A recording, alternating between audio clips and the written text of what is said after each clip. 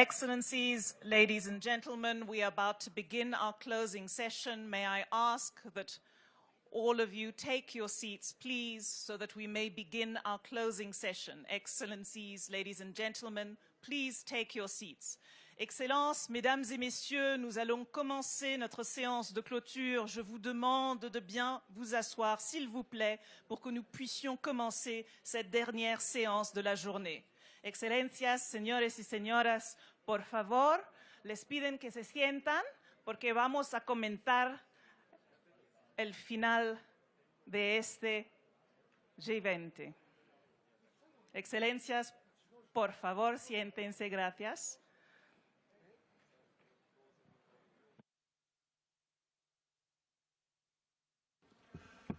Thank you. As we all settle down,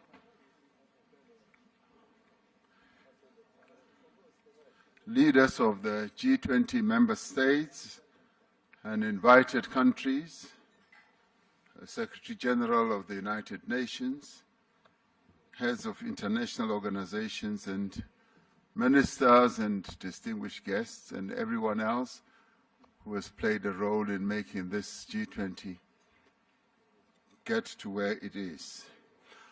I wish to extend my deepest gratitude and also the gratitude of all South Africans for the steadfast support that you have all shown throughout South Africa's G20 presidency. Your commitment has been vital in reaffirming the G20 as the premier forum for international economic cooperation, and also ensuring that it continues to drive progress on our most important challenges.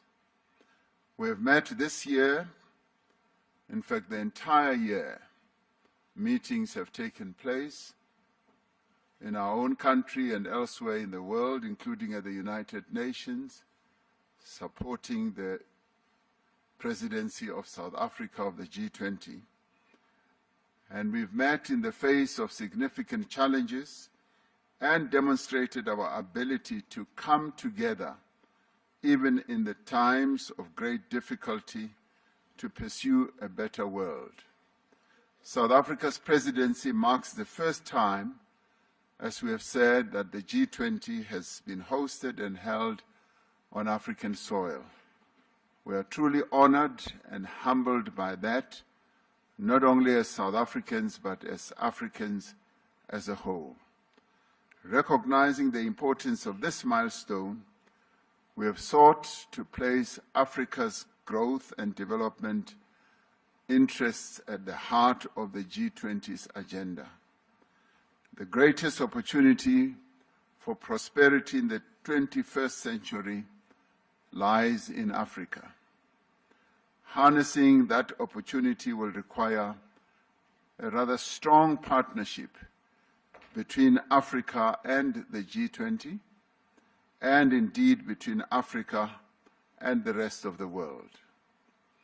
Recognizing our interconnectedness as a global community of nations, we have called for an end to conflicts and wars around the globe, and for a just and comprehensive and lasting peace.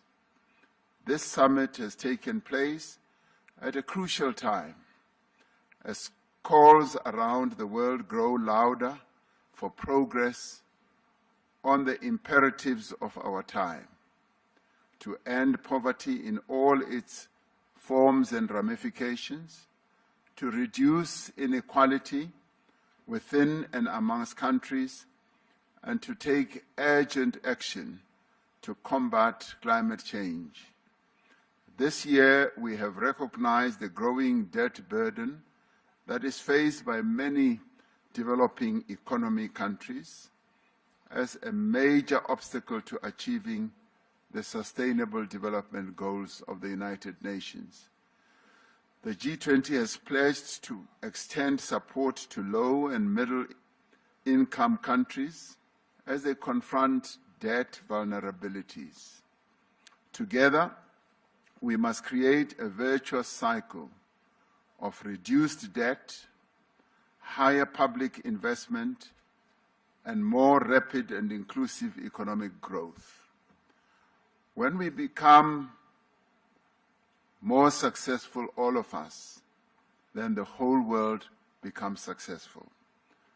When we began our presidency, we pledged to mobilize the G20 to strengthen disaster resilience and response. Climate-induced natural disasters spare no country. Disasters know no borders. But their toll is heaviest on those without the means to recover and to rebuild. We therefore called on G20 leaders to urge the global community to scale up post-disaster reconstruction. In this regard, South Africa introduced the high-level voluntary principles for investing in disaster risk reduction and encouraged international collaboration to strengthen investment in preventing and responding to disasters. We've made progress in mobilizing finance for a just energy transition. Climate change touches every nation, but it impacts on everyone unevenly. That is why we have together pledged to increase the quality and the quantity of climate finance to developing economies, to strengthen multilateral development banks, to support country platforms like the Just Energy Transition Partnership, and to unlock private capital. We reaffirmed our dedication to energy security, affordability and universal access, and the importance of supporting developing economies in their transition to low-carbon emissions. We recognize the need for deep, rapid, and sustained reductions in greenhouse gas emissions and the need to substantially scale up investment and climate finance from all sources. During this summit, we reaffirmed our support for the G20 Critical Minerals Framework, a cooperative blueprint to ensure that critical minerals resources drive prosperity and sustainable development across the globe. Our presidency coincided with the end of the first cycle of the G20 presidencies. Following the mandate given to our presidency at the 2024 Rio de Janeiro Summit, we undertook the G20 at 20 review, drawing on the diverse perspectives of participating members and guest countries as well. It is our hope that the recommendations of the review will serve as a helpful guide for the G20 to ensure that it remains fit for purpose in an ever-changing world. In fact, the indicative report already says that the G20's existence should continue as it serves a good purpose in giving guidance to the economic well-being of the world. At the heart of our presidency lies a conviction that the G20 must act boldly and act together to create an environment of inclusive growth, an environment of reduced inequality, an environment which will support sustainable development. South Africa has used this presidency to place the priorities of Africa and the Global South firmly at the heart of the G20 agenda. Building on the developmental agenda of previous presidencies in Indonesia, in India, and Brazil, we have prioritized the issues that matter most to developing economies: And in executing our task as the G20 president, we learned a lot from what Indonesia did, what India did, and what Brazil did. So in many ways, what we see having unfolded here was based on the foundations that those three countries of the Global South put in place. The G20 South Africa Summit Leaders' Declaration is more than words. It is a commitment to concrete actions that will improve the lives of people in every part of the world. Our agreement on a declaration during this summit demonstrates the value of the G20 as a forum that can facilitate joint action on issues of shared concern. Shared concern not only for the leaders, but shared concern for the peoples of the world. More than that, it reaffirms our renewed commitment to multilateral cooperation and our recognition that our shared goals outweigh our differences. Together, we must accelerate progress towards the 2030 Sustainable Development Goals of the United Nations and the Pact for the Future. We have laid the foundation of solidarity. Now we must build the walls of justice and the roof of prosperity. Let us move forward together, demonstrating to the world that we do have the capacity to confront and overcome the world's challenges. Through partnerships across society and by remembering our common humanity, we can create a more secure, a more just, and a more prosperous world. And together, we can ensure that no one is left behind.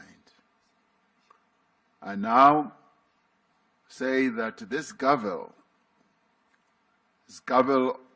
of this G20 summit formally closes this summit and now moves on to the next president of the G20, which is the United States, where we shall see each other again next year. The summit is therefore closed.